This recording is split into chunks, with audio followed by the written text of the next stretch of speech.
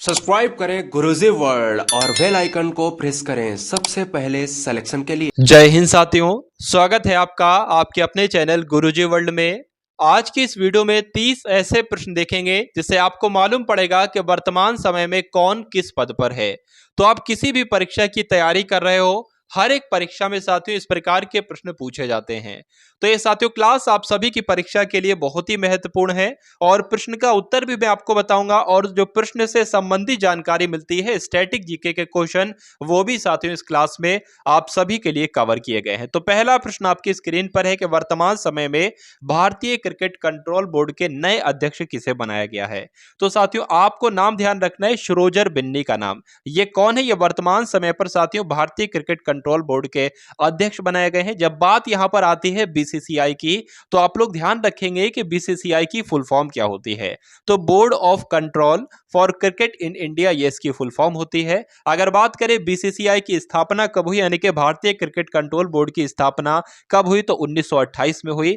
Headquarter कहां पर स्थित है, तो मुंबई में है। इसके सचिव कौन है, तो जय शाह है। और उपाध्यक्ष कौन है, तो राजीव शुक्ला है। इतनी जानकारी आपको ध्यान रखना है इस प्रश्न से संबंधित। अब उसके बाद देखिए साथियों, अगले नंबर का आपके सामने जो प्रश्न है पूछा जा रहा है कि प्रसार भारती के नए सीईओ किसे नियुक्त किया गया है, बताइए भाई। तो प्रसार भारती के नए सीईओ किसे बनाया गया है, यह प्रश्न आपसे पूछा जा रहा है। तो गौरव द्विवेदी का नाम आपको ध्यान रखना है। क्यों? क्योंकि प्रसार भारती के ये सीईओ बनाए गए हैं। अगर बात करें यहां पर प्रसार भारती की, तो प्रसार भारती की स्थापना कब होती है, 23 नवंबर 1997 को। और इसका मुख्यालय कहां पर स्थित है, नई दिल्ली में इसका मुख्यालय स्थित है। यह भी आप लोग ध्यान रखेंगे। अब उसके बाद देखिए साथियों, अगले नंबर का जो आपके सामने प्रश्न है, बताने की कोशिश करेंगे कि भारत की पहली आदिवासी महिला राष्ट्रपति कौन बनी है। तो आप सभी लोगों को साथियों उम्मीद करता हूं इनका नाम जरूर पता होगा। श्रीमती श्रीमती द्रौपदी मुर्मू जी का नाम आपको ध्यान रखना। ये वर्तमान समय में भारत की पहली आदिवासी महिला राष्ट्रपति हैं। भारत के 50वें मुख्य न्यायाधीश कौन बने हैं, आपसे साथियों प्रश्न पूछा जा रहा है कि उदय उमेश ललित बने हैं, या रंजन गोगोई बने हैं, जगदीश सिंह खेहर बने हैं, या धनंजय यशवंत चंद्रचूड़ बने हैं। तो अगर बात करें यहां पर 50वें नंबर के भारत के मुख्य न्यायाधीश की, तो धनंजय यशवंत चंद्रचूड़ का नाम आपको ध्यान रखना है। ये वर्तमान समय पे साथियों भारत के 50वें मुख्य न्यायाधीश बने हैं। तो जो लोग भी यहाँ पर ऑप्शन नंबर डी के साथ है, बिल्कुल करेक्ट है। अगर यहाँ पर हम लोग बात करें, देखिए 50वें मुख्य न्यायाधीश कौन बने हैं, धनंजय यशवंत चंद्रचूड़ बने हैं। कभी कभी ये भी पूछ लिया जाता है, प्रश्न में दिया जाता है कि 50वें नंबर के धनंजय यशवंत चंद्रचूड़ है, बताइए इनसे पहले नंबर के भारत के मुख्य न्यायाधीश कौन थे। तो उदय उमेश ललित का भी नाम आपको ध्यान रखना है, ये 49वें नंबर के थे। अब उसके बाद देखेंगे अगले नंबर का प्रश्न आपकी स्क्रीन पर है और बताना है इसका राइट आंसर आपको। तो खादी और ग्रामोद्योग आयोग यानी कि केवीआईसी के अध्यक्ष आपसे पूछे जा रहे हैं, कौन बने हैं। तो बात करें अगर साथियों खादी और ग्राम उद्योग आयोग के जो नए अध्यक्ष बने हैं, या मनोज कुमार बने हैं। इसलिए जिनका भी आंसर यहां पर ऑप्शन नंबर सी के साथ जा रहा है, तो बिल्कुल करेक्ट आंसर है आप भारतीय राष्ट्रीय राजमार्ग प्राधिकरण यानी कि NHAI। अगर फुल फॉर्म की बात करें तो national highway authority of India कह सकते हैं साथियों। इसकी नई अध्यक्ष कौन बनी है, सृष्टि मिश्रा, श्वेता कुंबले, संतोष कुमार यादव, या हर्षिता सिंह। तो इस क्वेश्चन के साथियों जब हम राइट आंसर की बात करते हैं, तो क्या इस क्वेश्चन का बिल्कुल करेक्ट आंसर होगा संतोष कुमार यादव, जिनका आंसर है, तो बिल्कुल करेक्ट आंसर हो जाता है आपका। तो भारतीय राष्ट्रीय राजमार्ग प्राधिकरण की नई अध्यक्ष साथियों कौन बनी है, संतोष कुमार यादव बनी है। उसके बाद देखेंगे अगले नंबर का प्रश्न जो आपकी स्क्रीन पर है, बताने की कोशिश कीजिए। पूछा जा रहा है यहां पर आपसे कि भारतीय प्रतिभूति और विनिमय बोर्ड यानी कि सेबी के अध्यक्ष कौन बने हैं, ये आपसे साथियों यहां पर पूछा जा रहा है, बताने की कोशिश कीजिए। अतुल तिवारी, मोहन पटेल, किशन शर्मा, या माधवी पुरीबुच। चलिए, तो जिन लोगों का भी आंसर यहां पर ऑप्शन नंबर डी के साथ है, तो बिल्कुल करेक्ट आंसर है। आपको ध्यान रखना है कि भारतीय प्रतिभूति और विनिमय बोर्ड के अध्यक्ष कौन बनी है, माधवी पुरी बुच बने हैं, ये आप लोग ध्यान रखेंगे। उसके अलावा एक बात आपको साथियों और ध्यान रखना है, आपसे पूछा जाएगा कि बताइए भाई सेबी का हेडक्वार्टर कहां पर स्थित है, या भारतीय प्रतिभूति और विनिमय बोर्ड का हेडक्वार्टर कहां पर स्थित है। तो मुख्यालय इसका मुंबई में स्थित है, आपको ध्यान रखना है। उसके बाद देखेंगे अगले नंबर का प्रश्न आप लोग, आपसे यहां पर पूछा जा रहा है कि भारत के नए उपचुनाव आयुक्त किसे बनाया गया है। तो भारत के नए उपचुनाव आयुक्त राजीव कुमार बने हैं, ओम प्रकाश बने हैं, अजय भांदु बने हैं, या नवीन चावला बने हैं। तो कौन बने हैं साथियों? उपचुनाव आयुक्त जो बने हैं वो अजय भादु बने हैं। ये आपको ध्यान रखना है, अच्छा प्रश्न और महत्वपूर्ण प्रश्न है। उसके बाद देखेंगे अगले नंबर का प्रश्न जो कि आपकी स्क्रीन पर है, बताने की कोशिश करेंगे इस क्वेश्चन का राइट आंसर आपका क्या हो सकता है। चलिए, राष्ट्रीय सांख्यिकी आयोग की यहां पर बात चल रही है। राष्ट्रीय सांख्यिकी आयोग के अध्यक्ष जो वर्तमान समय पे साथियों बने हैं, उनका नाम आपसे पूछा जा रहा है। तमिलिसाई सुंदरराजन या वीरेंद्र कुमार तिवारी या डॉक्टर सीवी आनंद बोस या राजीव लक्ष्मण करंदीकर, बताइए क्या इस क्वेश्चन का बिल्कुल करेक्ट आंसर हो सकता है। अगर बात करें साथियों यहाँ पर गुरुजी वर्ल्ड चैनल के माध्यम से आप सभी को जो भी क्लासेस उपलब्ध कराई जा रही वो आपकी परीक्षा के लिए बहुत ही महत्वपूर्ण साबित होगी। तो साथियों उन सभी को क्लास को अटेंड करके अपनी तैयारी को मजबूत करेंगे, ऐसी मैं आपसे उम्मीद करता हूं और ऐसी आशा करता हूं। ठीक है, तो राष्ट्रीय सांख्यिकी आयोग के अगर अध्यक्ष की यहां पर बात करते हैं तो आपको राजीव लक्ष्मण करंदीकर का नाम आपको ध्यान रखना है। ये कौन है? ये एनएससी यानी कि राष्ट्रीय सांख्यिकी आयोग के अध्यक्ष हैं। उसके बाद देखिए अगर बात करें साथियों एनएससी की फुल फॉर्म की बात करें तो नेशनल स्टैटिकल कमीशन इसको हम लोग कह सकते हैं। अगर आपसे ये पूछ लिया जाए कि राष्ट्रीय सांख्यिकी आयोग की गठन कब इसका किया गया था, तो 2005 में इसकी स्थापना इसका गठन किया गया था। अगर आपसे पूछ लिया जाए कि नेशनल स्टैटिकल कमीशन अर्थात राष्ट्रीय सांख्यिकी आयोग के हेडक्वार्टर जो है वो कहां पर स्थित है, तो नई दिल्ली में स्थित है। इतनी जानकारी आपको ध्यान रखना है। उसके बाद देखेंगे अगले नंबर का प्रश्न कि खादी और ग्राम उद्योग आयोग यानी कि केवीआईसी के नए कौन बने हैं? कौन नए बने हैं यहाँ पर लिखा हुआ है साथियों, तो साथियों सीईओ आपसे पूछा जा रहा है, सीईओ इसके नए कौन बने हैं बताइए।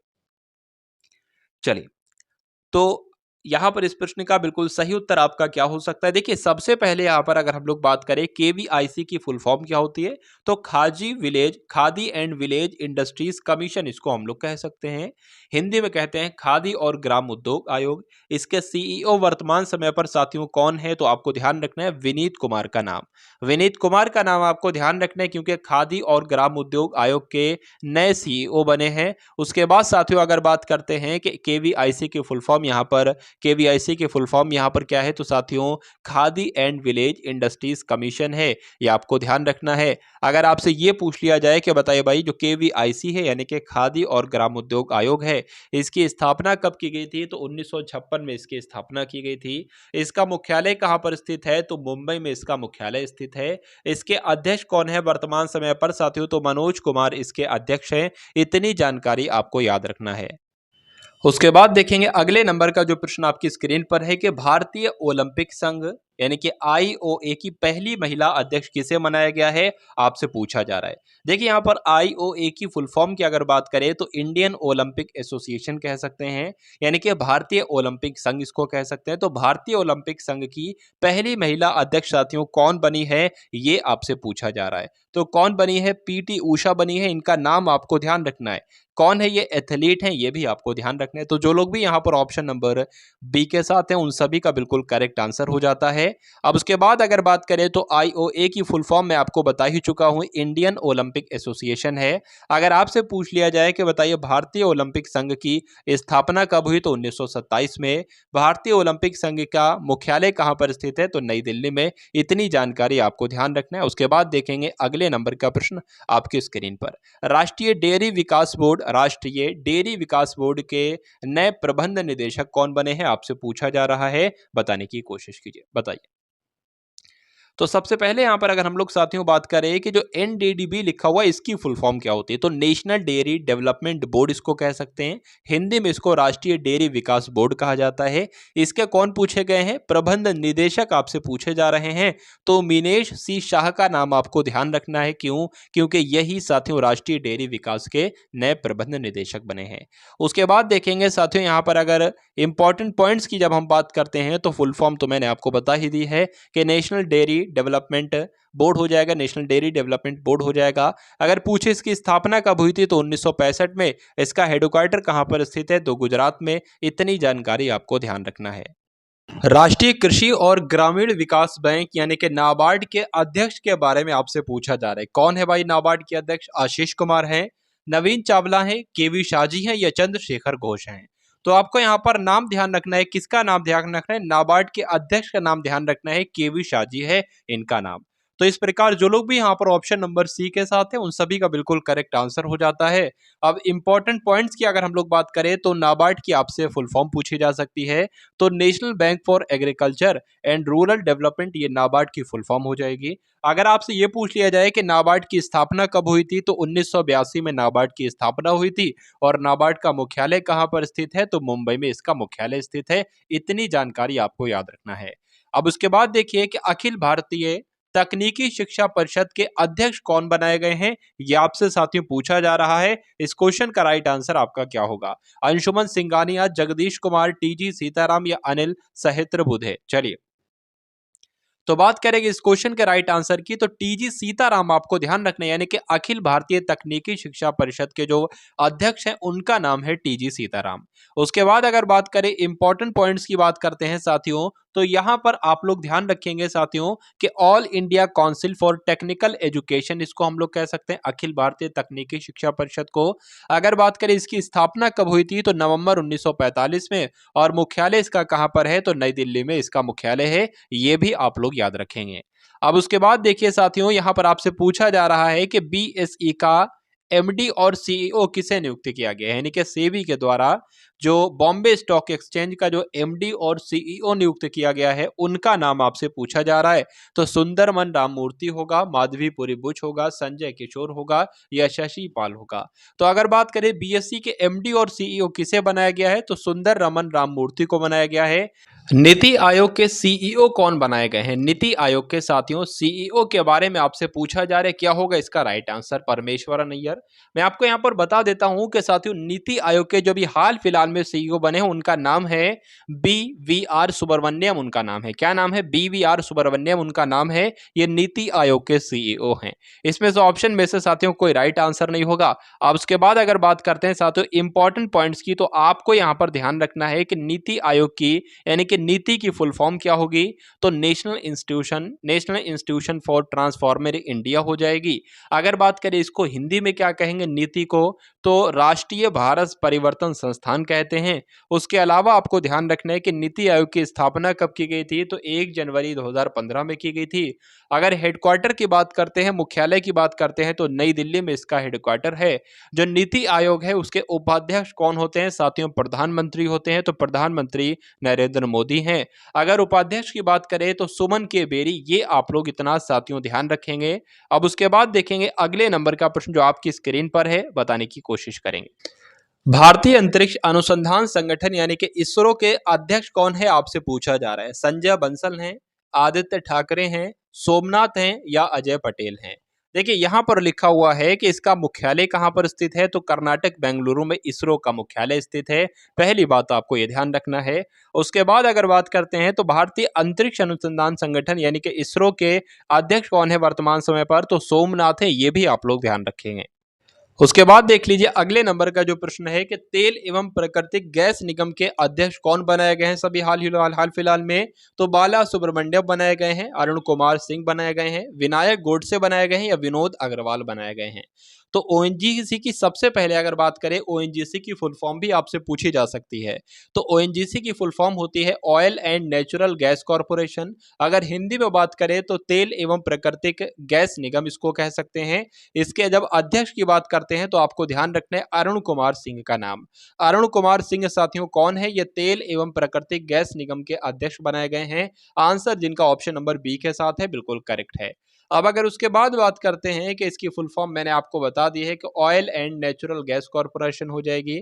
अगर बात करें ओएनजीसी की स्थापना कब हुई थी, तो 14 अगस्त 1956 को हुई थी। इसका मुख्यालय कहां पर स्थित है, तो नई दिल्ली में इसका मुख्यालय स्थित है। इतनी जानकारी आपको याद रखना है। उसके बाद देखिए अगले नंबर का साथियों आपकी स्क्रीन पर प्रश्न है और बताने की कोशिश करेंगे इस प्रश्न का सही उत्तर क्या होगा कि अखिल भारतीय रबड़ उद्योग संघ के नए अध्यक्ष कौन बनाए गए हैं, आपको बताना है। इस प्रश्न का सही जवाब आपका क्या होगा, बताइए।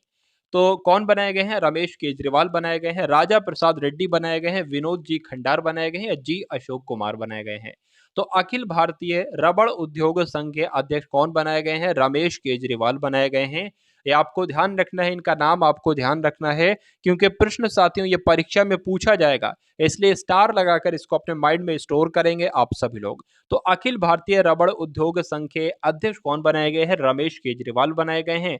अब यहाँ पर हम लोग ये देख लेते हैं, यहाँ पर जो लिखा हुआ है अखिल भारतीय रबड़ उद्योग संघ यानी कि AIRIA, इसको इंग्लिश में क्या कहते हैं? तो all India rubber industries association कहते हैं। अगर पूछा जाए इसका हेडक्वार्टर कहाँ पर स्थित है, तो मुंबई में स्थित है। इतनी जानकारी आपको ध्यान रखना है। अब उसके बाद देखेंगे साथियों, अगले नंबर का जो प्रश्न आपकी स्क्रीन पर है, इसका राइट आंसर क्या होगा कि राज्यसभा की आचार समिति के अध्यक्ष कौन है? प्रकाश जावड़ेकर हैं, सुजीत कुमार है, थम्बी दुरई हैं या कामाख्या प्रसाद हैं? चलिए, तो नीचे साथियों आंसर भी मेंशन था, हो सकता है आपको दिख गया हो, लेकिन कोई दिक्कत नहीं है साथियों। आंसर आपको ध्यान कर लेना है, अपने माइंड में स्टोर कर लेना है कि राज्यसभा की आचार समिति के जो अध्यक्ष बनाए गए हैं उनका नाम प्रकाश जावड़ेकर है। उसके बाद देखेंगे साथियों, अगर बात करें यहाँ पर अगले नंबर के प्रश्न की, तो राष्ट्रीय स्मारक प्राधिकरण के अध्यक्ष कौन बनाए गए हैं? किशोर कुमार बासा हैं, परमेश्वरन अय्यर हैं, रोहन उपासनी हैं या राघवेंद्र सिंह चौहान हैं?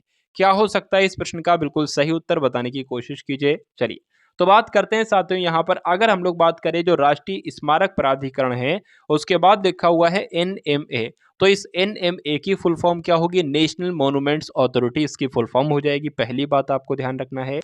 आंसर की बात करते हैं तो किशोर कुमार बासा का नाम आपको ध्यान रखना है। किसका नाम? किशोर कुमार बासा साथियों। ये कौन बनाए गए हैं? ये राष्ट्रीय स्मारक प्राधिकरण के नए अध्यक्ष बनाए गए हैं। इसलिए जो लोग भी यहाँ पर ऑप्शन नंबर A के साथ हैं, बिल्कुल सही उत्तर है आप सभी लोगों का।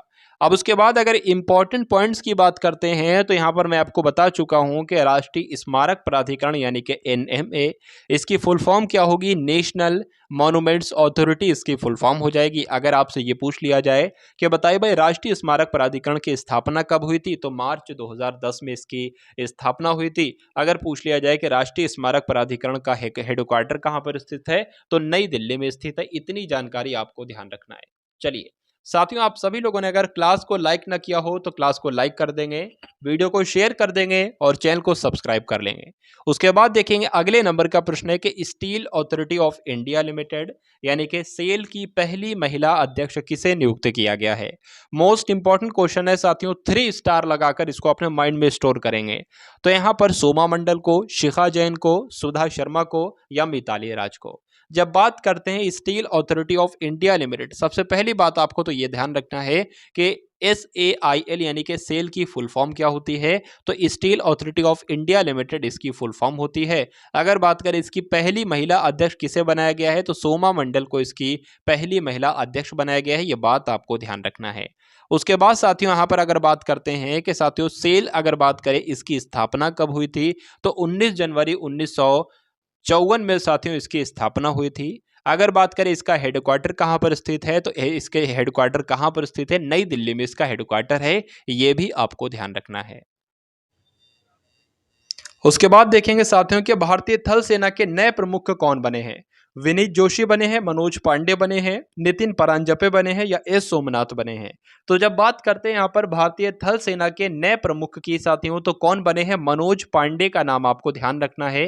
ये भारतीय थल सेना के नए प्रमुख बने हैं, इसलिए जिनका भी आंसर यहाँ पर जा रहा है ऑप्शन नंबर B के साथ, तो बिल्कुल करेक्ट आंसर है। अब उसके बाद देखेंगे अगले नंबर का जो प्रश्न है कि भारत के नौसेना प्रमुख कौन बने हैं? बताइए भाई। भारत अभी देखिए आपने देखा कि भारत के थल सेना के प्रमुख कौन बने हैं, तो मैंने आपको बताया मनोज पांडे बने हैं।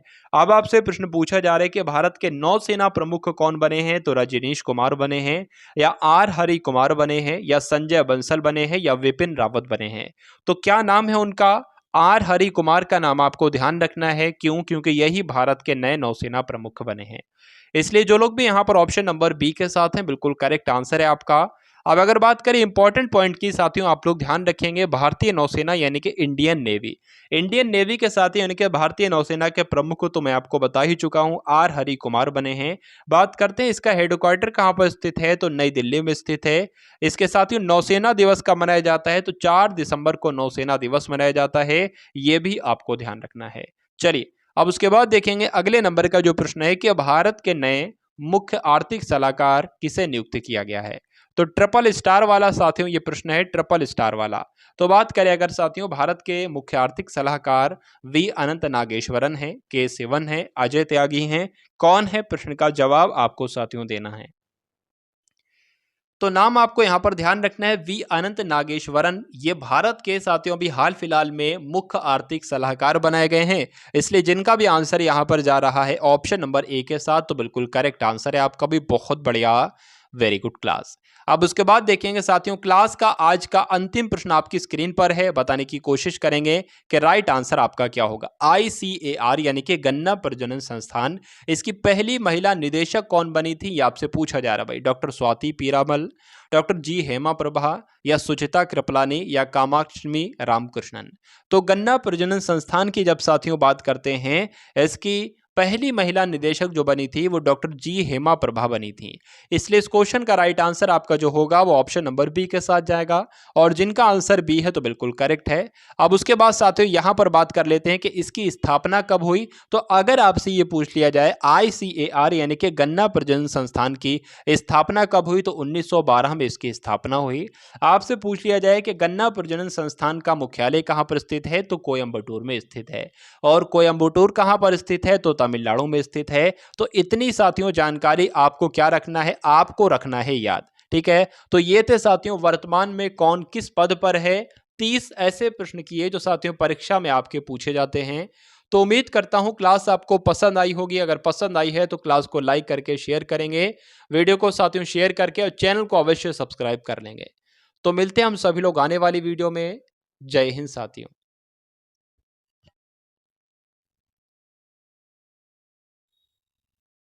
सब्सक्राइब करें गुरुजी वर्ल्ड और बेल आइकन को प्रेस करें सबसे पहले सिलेक्शन के लिए।